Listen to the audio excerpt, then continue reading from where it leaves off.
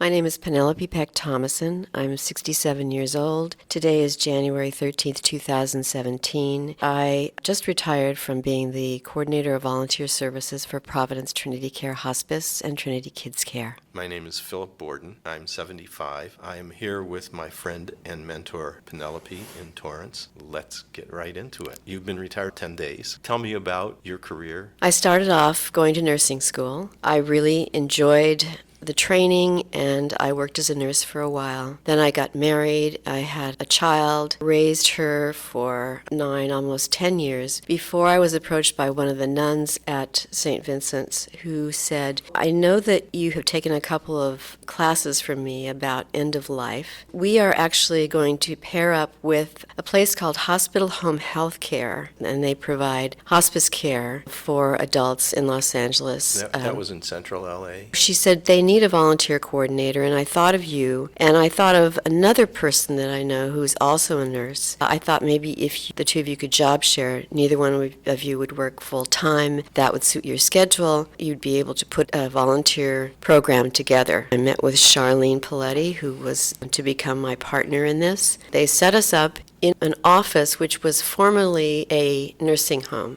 They put us in the office, and they said, here's some things. You have a desk and you have a desk, so now you can just put this together. They shut the door, and Charlene and I looked at each other and said, what do we do now? The standard for hospice care came out of Boulder, Colorado. They very graciously sent us all kinds of materials. A lot of our patients were elderly. Some of them had been homeless. And then as time went on, we added to the team. It was also a time when AIDS was just beginning. So the majority of our patients ended up being AIDS patients. It was new for us, just like it was for the whole world, but they were a wonderful group of men and women. How has the field developed since you've been in it? I got the opportunity to go to an organization that was back in Boston. They were organizing these trips for health professionals that would take you to London. We visited hospices. We went to St. Christopher's. We did everything that we could do to learn as much about hospice as possible. And it was an amazing trip that really made me see things in a different light. At St. Christopher's, people could have their own little things there, maybe a couple pieces of furniture. And then they had elder care,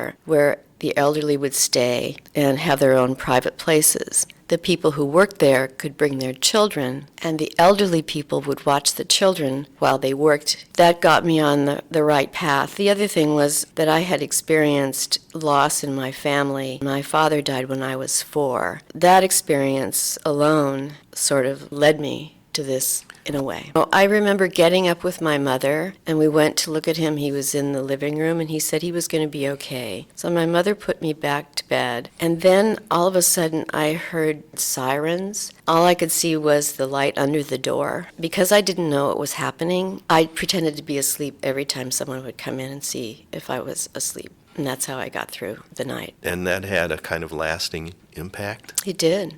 You also had a mother who married multiple times. Yes, I did. It's a shame my father didn't live. I don't know how that would have turned out. Meanwhile, I know you worked in the area of abused women. Well, a little bit, yes. When I was working for Trinity, the person who was the head of the foundation then said, I know this wonderful group of people, and I would love for you to go take their training because they have worked very hard to get art into shelters for women and children that are victims of domestic violence. And I think that you should go take the training, and maybe you can learn something from that you can then recreate for hospice. And so I did. And I was scared to death when I went because I thought, if they ask me to draw something, I can't do this. The person who started the program, she said, that's the first thing I want to tell everybody. You don't need to draw. This is not about being an artist. This is about getting your feelings out onto paper or whatever media you're using. Then I took that and I thought about how we could maybe make that happen in the hospice setting and came up with the Legacy Art Program. The one thing that seemed to make the most impression is the family tree. I would bring all the materials that a family would need to make the footprints of a baby, if the patient was a baby or that there was a baby in the family, and the handprints of the patient, and then they would form a tree with all the handprints of